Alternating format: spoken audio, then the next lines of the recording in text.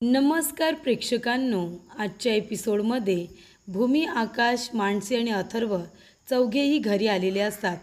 कोर्टामध्ये निराशा मिळालेली असते म्हणून आल्या आल्या भूमी देवी आई समोर येते आणि उभी राहते. भूमी म्हणत असते की देवी आई, कोर्टामध्ये जे काही झालं ते तुला सगळं माहिती आहे. आमच्या बाजूने एकसुद्धा साक्षीदार किंवा पुरावा आम्हाला उपस्थित करता आलेला नाही आहे. आता मी पौर्णिमाला म्हणाले की काही झालं ना, तुला कितीही आनंद होऊ दे, काही झालं तरीसुद्धा क्षितिजा आमची मुलगी आहे आणि ती आमच्याकडे परत येणारच. कारण शेवटीला किती काही झालं तरीसुद्धा ती आमची मुलगी आहे. त्यामुळे ही केस आम्हीच जिंकणार आणि क्षितिजा आमच्याकडेच येणार, हे मी तिला म्हणाले. कशाच्या जीवावरती माहिती आहे? देवी आई, तुझ्या जीवावरती म्हणाले मी हे सगळं. कारण मला माहिती आहे कितीही काही झालं तरीसुद्धा तुझा आशीर्वाद नेहमी माझ्या पाठीशी आहे, म्हणून तर मला एवढी हिंमत मिळते ना. तेव्हा भूमी म्हणत असते की देवी आई, कोर्टामध्ये सादर करण्यासाठी आमच्याकडे एकसुद्धा साक्षीदार पुरावा नव्हता. त्याच्यामुळे आता केस अमोली जिंकते की काय असं एका क्षणाला वाटलं. पण तरीसुद्धा कुठेतरी आशा होती की देवी आई आमच्याबरोबर आहे आणि म्हणूनच मी आता त्याच इथे आता भरवशावरती तुझ्याजवळ पुन्हा एकदा आले. देवी आई, काहीतरी कर. तुलासुद्धा माहिती आहे की क्षितिजा ही माझी मुलगी आहे, आमच्या दोघांची मुलगी आहे. अमोलीशी तिचा काहीसुद्धा संबंध नाही आहे. मग आता आमची मुलगी असताना देखील आम्हाला तिच्यासाठी इथे कोर्टामध्ये लढावं लागतंय. देवी आई, मी तुझ्याकडे फक्त एकच मागणं मागते की काही झालं तरीसुद्धा क्षितिजा ही आमच्याकडेच आली पाहिजे. देवी आई, काहीतरी कर ना, काहीतरी संकेत दे. कुठला तरी साक्षीदार, कुठला तरी पुरावा आम्हालासुद्धा मिळू दे ना. एवढी परीक्षा बघू नकोस आणि या केसचा निकाल लवकरात लवकर लागू दे. तेव्हा भूमी म्हणते की देवी आई, ती नर्स होती, ती नर्स निघून गेली. CCTV फुटेज गायब झालं. आता एक साक्षीदार आहे, पण तो आमच्या समोरच येत नाही आहे. त्या नर्सचा नवरा, त्याला तरी आमच्यासमोर आण ना. काहीतरी संकेत दे की आमच्या बाजूने काहीतरी चांगलं होईल, काहीतरी पॉझिटिव्ह घडेल. देवी आई, मला फक्त तुला एवढंच सांगायचं आहे. कोर्टामध्ये निराशा पचवली, पण घरी आल्या आल्या पौर्णिमाने आमचं तोंड गोड केलं. आल्या आल्या तिने साखर खायला दिली. तेव्हा मला फक्त तुला एकच सांगायचं आहे देवी आई, आम्ही निराशा पचवून देखील घरी आल्यानंतर पौर्णिमाने दिलेली साखर मी खाल्ली आशीर्वाद म्हणून. मला असं वाटलं की आल्या आल्या तोंड गोड झाले म्हणजे येणाऱ्या केसमध्ये किंवा येणाऱ्या हेअरिंगमध्ये नक्कीच काहीतरी चांगलं घडेल. कोर्टामध्ये जी तारीख आहे तेव्हा नक्कीच काहीतरी चांगलं घडेल असं मला वाटतंय. तेव्हा देवी आई, आता जी साखर आम्ही खाल्ली आहे ना, ज्याने आमचं तोंड गोड झाले, त्यासाठी आमच्या आयुष्यामध्ये आता काहीतरी चांगलं घडेल, आनंद येईल, असं तरी काहीतरी घडू दे, असा संकेत दे देवी आई. तेव्हा इकडे आता नर्सचा नवरा कुठे आहे तो तरी आम्हाला सापडू दे. आम्हाला नाही माहिती तो कुठे आहे, पण देवी आई, तुला तर माहिती आहे ना की नर्सचा नवरा कुठे आहे ते. मग त्याला आमच्यापर्यंत पोचव ना. तुला तर सगळं माहिती असतं, मग ही गोष्टसुद्धा माहिती असेल. आता मला माझ्या क्षितिजापासून लांब राहायचं नाही आहे देवी आई. माझ्या क्षितिजाला जन्माला आल्या आल्या तिला कुणीतरी माझ्यापासून दूर केलं आहे. त्या व्यक्तीला जिंकू देऊ नकोस. त्यांनी काही चांगलं काम केलेलं नाही आहे. त्यांनी एका आईपासून एका बाळाला दूर केलं, एका तान्ह्या बाळाला दूर केलं आहे. आणि मी माझ्या मुलीसाठी किती तडफडली आहे, किती काही सहन केले, हे तुलासुद्धा चांगलंच माहिती आहे देवी आई. म्हणूनच मी तुझ्या पायाशी आले. माझी मुलगी क्षितिजा मला लवकरात लवकर मिळवण्यासाठी इथे एक साक्षीदार हवा, एक तरी पुरावा हवा, जो मला कोर्टामध्ये सादर करावा लागणार आहे. म्हणून मी तुला सांगते की आम्हाला एक तरी संकेत मिळू दे, काहीतरी अशी हिंट मिळू दे, ज्याच्यामुळे आम्ही इथे आता खोलापर्यंत जाऊ शकतो आणि आमची क्षितिजा आमच्याकडे परत येऊ शकते आणि आम्ही साक्षीदार पुरावे इथे गोळा करून कोर्टामध्ये सादर करू शकतो. असं काहीतरी आमच्या बाजूने आता संकेत मिळू दे. तेव्हा इथे प्रेक्षकांनो, आता इकडे भूमी काही ऐकायला तयार नसते. भूमी देवी आईजवळ साकडं तर घालतेच, पण त्याचबरोबर ती आता कापूर घेते, आपल्या हातावरती ठेवते. पेटलेला कापूर तिने आपल्या तळहातावरती ठेवलेला असतो. तेव्हा इथे आकाश म्हणतो, भूमी, तू हे काय करतेस? तेव्हा भूमी म्हणते, आकाश, जोपर्यंत देवी आपल्याला कुठलेही संकेत देत नाही, चांगले संकेत, तोपर्यंत हा पेटलेला कापूर माझ्या तळहातावरतीच राहणार आहे. तोपर्यंत मी आता हा कापूर बाजूला करणार नाही. देवी आई, संकेत दे. आमच्या बाजूने सुद्धा काहीतरी आम्हाला चांगला निकाल लागू दे. तेव्हा इथे प्रेक्षकांनो आकाश म्हणत असतो की भूमी, तुला देवी आईजवळ बोलायचं आहे ना, देवी आईजवळ साकडं घाल ना. तू अशी देवी आईला वेठीस का धरतेस? देवी आईजवळ साकडं घातलेस ना, आता सगळं काही अगदी व्यवस्थित होईल. तेव्हा मनू म्हणत असते, ताई अगं हे काय करतेस तू? हे बघ प्लीज आताच्या आता हे थांबव. असं काही करू नकोस प्लीज ताई, थांबव हे सगळं. तेव्हा इथे भूमी म्हणते, नाही मी थांबणार नाही आहे. तेव्हा अथर्व म्हणतो, ताई अगं असं करू नकोस. तुला देवी आईजवळ जे काही मागायचं आहे ना ते तू मागून घे ना, पण असं देवी आईला वेठीस धरू नकोस. असं कापूर वगैरे हातावरती ठेवू नकोस. तुला उद्या कोर्टात जायचं आहे ना. तेव्हा ती म्हणते, नाही अथर्व, मी एकदा ठरवलं म्हणजे ठरवलं. आता मी कुणाचं काही ऐकणार नाही आहे. मी आता हा कापूर तेव्हाच बाजूला ठेवेन जेव्हा देवी आई मला संकेत देईल. तेव्हा इथे आकाश, अथर्व, मानसी सगळेजण भूमीला थांबवत असतात. भूमी काही थांबायला तयार नसते. तेव्हा भूमी म्हणत असते, नाही आकाश, जोपर्यंत देवी आई माझं ऐकत नाही ना तोपर्यंत आता मी कापूर बाजूला ठेवणार नाही. मला काही झालं तरी क्षितिजा हवी आहे म्हणजे हवी आहे. तेव्हा इथे प्रेक्षकांनो आता आकाश म्हणत असतो की देवी आई तुझं ऐकेल, पण तू आता वेळ तरी दे देवी आईला. असा हट्ट करू नकोस भूमी. तेवढ्यातच इथे दारापाशी देवी आईचा उदो उदो असं म्हणत आता जोगतीनीची एंट्री झालेली असते. जोगतीन आता आलेली असते. तेव्हा भूमी लगेचच धावत पळत जोगतिनीकडे जाते. तेव्हा हातावरचा तिने आता कापूरसुद्धा बाजूला ठेवलेला असतो. कारण जोगतीन आल्यानंतर इथे तिला असं वाटतं की देवी आईने मला काहीतरी संकेत तर दिलेलाच आहे. तेव्हा प्रेक्षकांनो इकडे भूमी आणि आकाश धावत पळत येतात. तेव्हा इथे भूमी म्हणते की तुम्ही आलात, आणि ती इथे आता देवी आईचा आशीर्वाद घेते. ती म्हणते, या ना आतमध्ये या, बसा. तेव्हा जोगतीन म्हणत असते की तुम्ही हळद कुंकू लावा आणि देवी आईला आतमध्ये घ्या. देवी आईला आतमध्ये घेतलं की मी तुमच्या मागोमाग येणारच. तेव्हा इथे आता ती म्हणते की जा म्हणू, लवकर जा आणि ताट घेऊन ये. तेव्हा इथे ताट आणल्यानंतर देवी आईलासुद्धा ती हळदी कुंकू लावते आणि त्याचबरोबर इथे जोगतिनीलासुद्धा, आणि खूपच जास्त मानाने ती जोगतिनीला आता घरामध्ये घेते. त्यानंतर इथे प्रेक्षकांनो आता ती देवी आईचा उदो उदो करत, अंबाबाईचा उदो उदो करत आता घरामध्ये येऊन जोगतीन बसलेली असते. तेव्हा इकडे मनू म्हणत असते की ताई मी आलेच हा. तेव्हा भूमी म्हणते, हा मनू जा आणि तू इथे शिदा घेऊन ये. तेव्हा इथे जोगतीन म्हणत असते की नाही नको, प्रत्येक वेळेला आल्यानंतर शिदा द्यायचाच असतो असं काही नाही आहे. ह्या वेळेला शिदा नाही दिलास ना तरीसुद्धा चालेल. तेव्हा इथे मनू आता तिथेच थांबते. जोगतीन म्हणत असते की हे बघ भूमी बाळा, अगं शिदा नको देऊ. या वेळेला तुझे दुःख, तुझं जे काही दुःख आहे, तुझ्या मनातल्या वेदना आहेत ना, तुला जे काही बोलायचं आहे, मागणं मागायचं आहे, ते सगळं दुःख तू आता इथे देवी आईच्या पायाशी ठेव. तू सगळं आता देवी आईजवळ टाकून दे. देवी आई तुझ्या सगळ्या इच्छा, तुझ्या सगळ्या अपेक्षा पूर्ण करेल. तू अजिबात काळजी करू नको. ह्या वेळेला देवी आई तुला द्यायलाच आली असं समज. तेव्हा इथे भूमी म्हणत असते की देवी आई मी काय सांगू, मी माझे सगळे दुःख देवी आईच्या पायाशी ठेवते. मला खूप दुःख हेच आहे की माझी मुलगी, माझं बाळ क्षितिजा माझ्यापासून दूर आहे. ती एका दुसऱ्या घरामध्ये आहे, पण ती माझी मुलगी आहे. कोर्टामध्ये केस सुरू आहे, पण तरीसुद्धा जी दुसरी बाई आहे ती म्हणते की क्षितिजा तिची मुलगी आहे, पण क्षितिजा ही माझी मुलगी आहे. आणि हे सिद्ध करण्यासाठी माझ्याकडे कुठलेही साक्षीदार आणि पुरावे नाही आहेत, पण क्षितिजा माझीच मुलगी आहे हे सत्य आहे. तेव्हा इथे जोगतीन म्हणते की तुझ्या सगळ्या इच्छा देवी आई पूर्ण करेल. तू अजिबात काळजी करू नको. तू कुणाचं काही वाईट केलेलं नाही आहेस, देवी आई तुझं वाईट करणार नाही. तुझं सगळं चांगलं होणार आहे. तेव्हा प्रेक्षकांनो इकडे आता भूमीने आपली सगळी दुःख देवी आईच्या पायाशी ठेवलेले असतात. तेव्हा जोगतीन म्हणत असते की एक काम करायचं, हा नारळ घे, हा नारळ फोड आणि त्याचा सगळा प्रसाद आहे ना तो घरातील सर्व लोकांना वाट. तेव्हा इथे भूमी म्हणते ठीक आहे.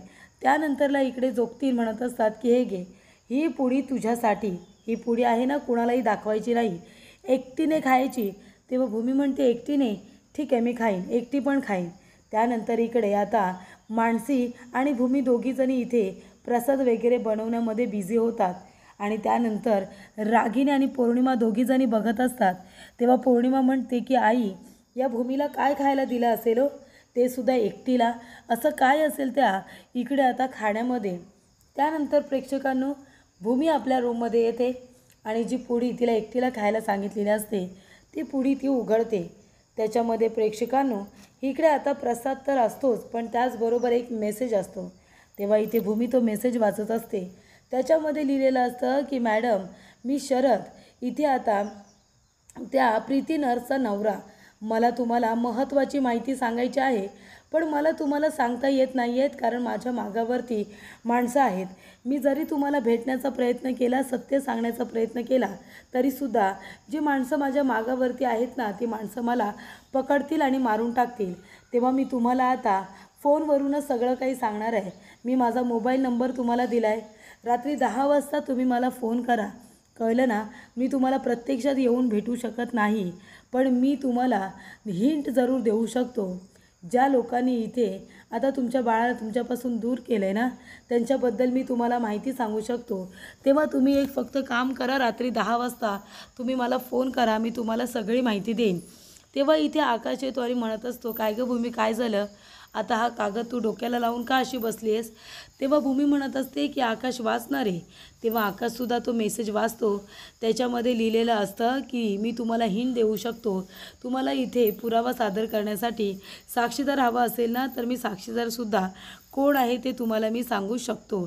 तेव्हा 10 वाजता फक्त तुम्ही मला फोन करा. तेव्हा इथे आता शरदचा मेसेज भूमीला मिळालेला असतो, आकाशला मिळालेला असतो. त्यामुळे इथे दोघेही फारच खुश असतात. तेव्हा इकडे जोगतीने येते आणि म्हणते की ये बाळा, इकडे ये. हे बघ, तू सांगितलंस ना तसा भूमीला मी तुझा निरोप दिला हो, निरोप पोचवला. ती चिठ्ठी तिच्या हातामध्ये दिली आणि सांगितलं की हा प्रसाद तू एकटीनेच खायचा आहे आणि ती माझं जरूर ऐकेल. तो प्रसाद ती एकटीच खाईल. तोपर्यंत तुझा मेसेज तिच्यापर्यंत पोचलेला असेल. तेव्हा इकडे ती म्हणत असते की हे बघ बाळा, निराश होऊ नकोस. आतापर्यंत खूप पापं केलीस, पण आता वेळ आली आहे ना, वेळ आली आहे तुला सुधारण्याची.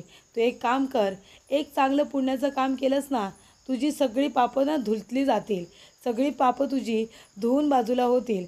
फक्त एक काम करायचं, आता पुन्हा वाईट मार्गाने जायचं नाही. तेव्हा इथे तो माणूस म्हणत असतो की आता वाईट मार्गाने जाऊन काय करू? जिच्यासाठी एवढं सगळं केलं, जिने इथे चांगल्या वाईट प्रसंगामध्ये माझी साथ दिली, तीच जर मला सोडून गेली तर आता मी जगून तरी काय करू?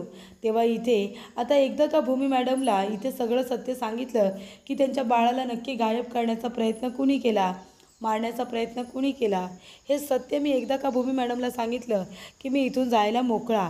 तेव्हा इथे आता रागिनी खूपच जास्त टेन्शनमध्ये असते.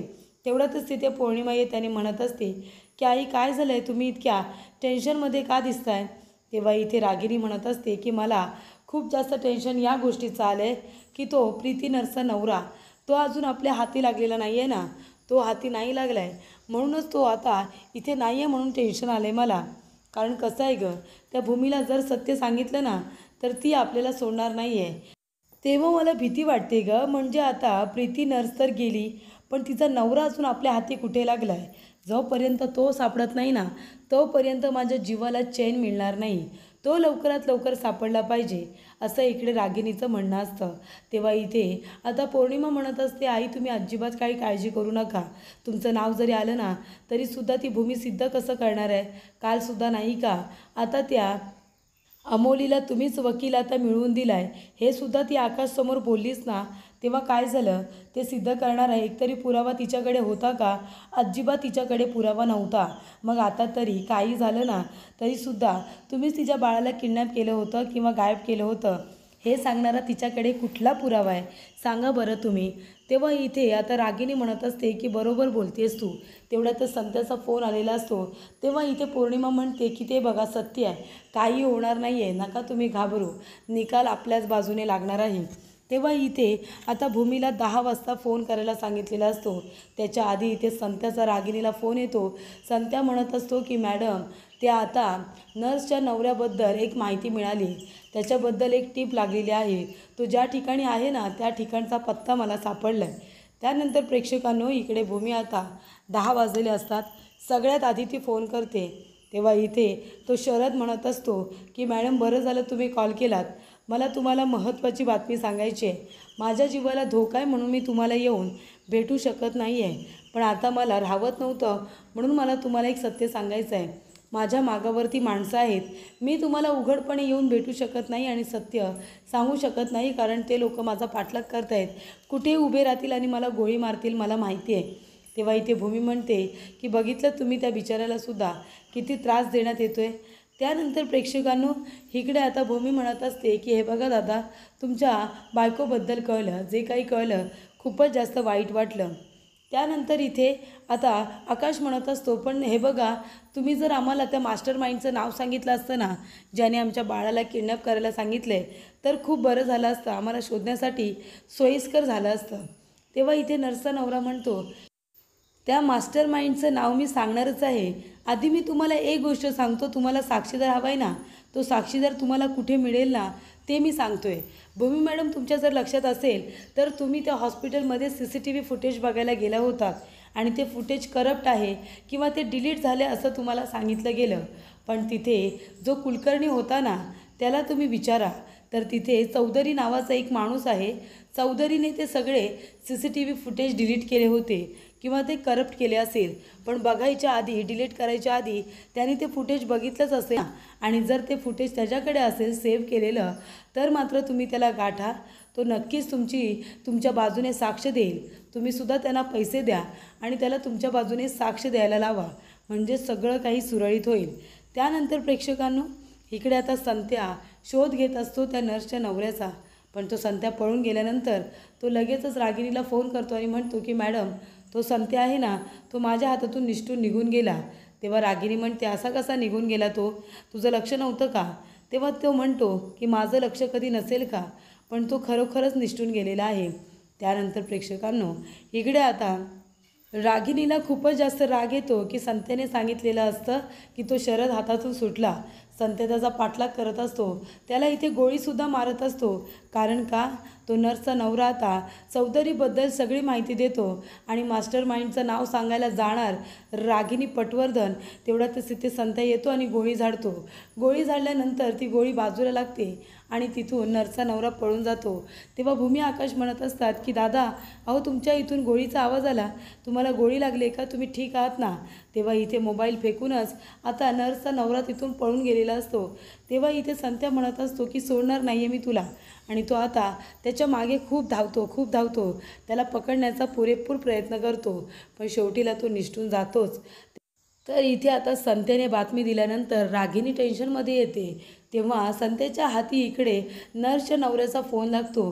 तेव्हा संत्या म्हणत असतो की मला असं वाटते त्या नर्सच्या नवऱ्याने भूमीला कॉल केला होता, त्यांचं काहीतरी बोलणं सुरू होतं आणि बरं झालं मी गोळी चालवली, मोबाईल टाकून तो इथून निघून गेला. पण आता जाता जाता चौधरीचा ॲड्रेस दिलेला असतो. त्या चौधरीच्या ॲड्रेसवरती भूमी आणि आकाश आता दोघेही जण गाडीवरती आलेले असतात. तेव्हा आकाश म्हणत असतो की दादा, तुम्ही जरा हा ॲड्रेस सांगता का कुठे आहे ते? आम्हाला कळलं आहे की याच ठिकाणी यायचं आहे, पण पुढे कसं जायचं काही सांगाल का? तेव्हा इथे जो ॲड्रेस लिहून घेतलेला असतो तो आकाश इथे आता त्या माणसाला विचारतो. तेव्हा तो सांगत असतो की हा घर कुठल्या ठिकाणी आहे म्हणून. तेव्हा इथे आकाश आणि भूमी यांना पत्ता तर सापडलेला असतो. त्यानंतर इथे भूमी म्हणत असते, चल आकाश, आज त्याला आपण गाठायचंच. तेव्हा आकाश म्हणत असतो, थांब भूमी, मला कळत नाही आपण आतमध्ये जाऊन नक्की करणार काय आहोत, आपल्याकडे काही पुरावा आहे का? हे बघ, त्यावेळेला तू आणि गायकवाड सर तुम्ही CCTV फुटेज बघायला गेलात, ते CCTV फुटेज डिलीट करण्यात आलं होतं. म्हणजे ज्या माणसाने हे डिलीट केलं आहे तो सुद्धा मास्टर माइंडला भेटलेलाच माणूस आहे ना. मग आता तो जर मास्टर माइंडसाठी काम करतो आहे, तो जर इकडे आता आपल्याला आजारी करतो आहे, तो माणूस आता आपली मदत का करेल? तो आता स्वतःला आणि त्याच्या बाजूच्या माणसाला वाचवण्याचा प्रयत्न करेल ना, मास्टर माइंडला वाचवण्याचा प्रयत्न करेल. तो आपली केस का बरं लढेल? बरोबर की नाही? तो आपल्याला का वाचवेल? तेव्हा इथे आता भूमी आणि आकाश दोघेही टेन्शनमध्ये असतात. पुढील भागामध्ये इथे आता गायतोंडे वकिलांकडून एक लेटर आलेलं असतं आणि त्या लेटरमध्ये असं लिहिण्यात आलेलं असतं की इकडे गायतोंडे सरांनी तुमची जी केस घेतली ना, ती त्यांनी मागे घेतलेली आहे. ते आता कोर्टामध्ये तुमची केस लढायला येणार नाहीत. त्यानंतर प्रेक्षकांनो इकडे आता भूमी म्हणत असते की गायकवाड सरांनी असं का केलं असेल आकाश? तेव्हा इथे आकाश आणि गायकवाड सर दोघेही शांत बसलेले असतात.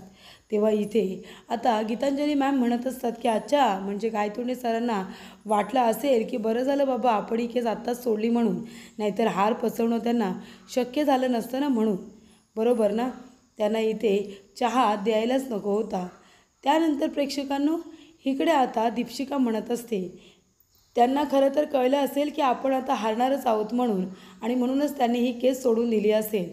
तेव्हा भूमी म्हणत असते की जज साहेब, मला काहीतरी बोलायचं आहे. मला नाही माहिती, आता आमचे वकीलच नाही आहेत म्हणजे मला काय बोलायला हवं. पण हे बघा जज साहेब, मला माझं मत मांडायचं आहे. प्लीज प्लीज जज साहेब, काहीतरी करा. मला माझं मत मांडायचंच आहे. तेव्हा इथे भूमीने आता स्पष्टपणे सांगितलेलं असतं की मला या विषयावरती बोलायचं आहे म्हणजे आहे.